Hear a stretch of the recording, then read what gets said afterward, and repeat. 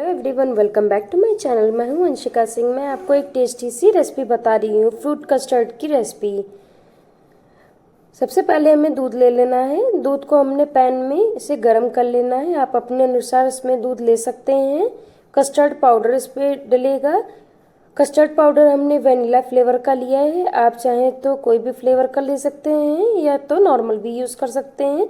Vanilla flavour से थोड़ा सा आइसक्रीम जैसा टेस्ट आने लगेगा इसमें और आपको बहुत ज़्यादा टेस्टी लगेगा।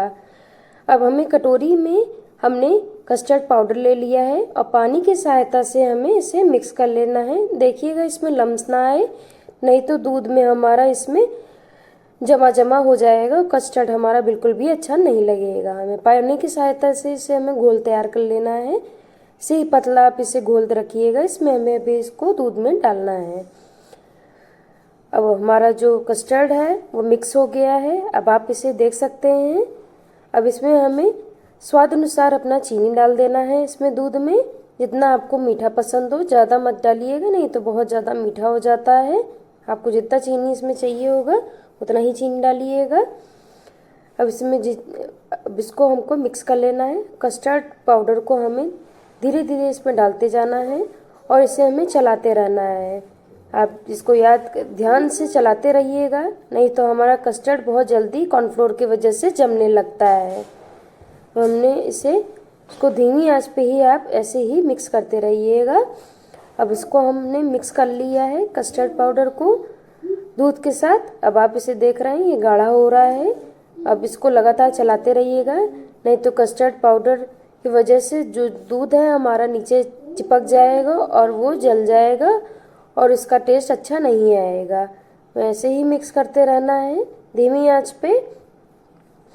हमारा कस्टर्ड पाउडर जो है, कस्टर्ड हमारा गाढ़ा हो गया है। अब इसमें आपको जो भी फ्रूट्स पसंद हो आप इसमें डाल सकते हैं। हमने इसमें आम ले लिया है, छोटा छोटा पीसेस आम ले लिया है। जो मुझे पसंद था उसमें मैं इसमें डाल रही हूँ। आम मैंने छोटे छोटे पीसेस काट लिया है इसका। अब इसके बाद मैं इसमें अनार डाल रही हूँ कलर के लिए। कलर भी और अनार अच्छा भी होता है, खाना चाहिए इसे। और फिर उसके बाद मैंने अंगूर ले लिया है। अंगूर को भी छोटे छोटे पीसेस में काट लिया है। अब इसमें ड्राई फ्रूट्स भी डालूंगी। आपको जो भी ड्राई फ्रूट्स इसमें पसंद है आप इसमें डाल सकते हैं, ये ऑप्शनल है। अब इसमें हमने छोटा छोटा करके ड्राई फ्रूट्स को कट कर लिया है। अब इसे हमें इसमें मिक्स कर देना है। अब आप इसे देख रहे हैं, इसमें हमने मिक्स कर लिया है।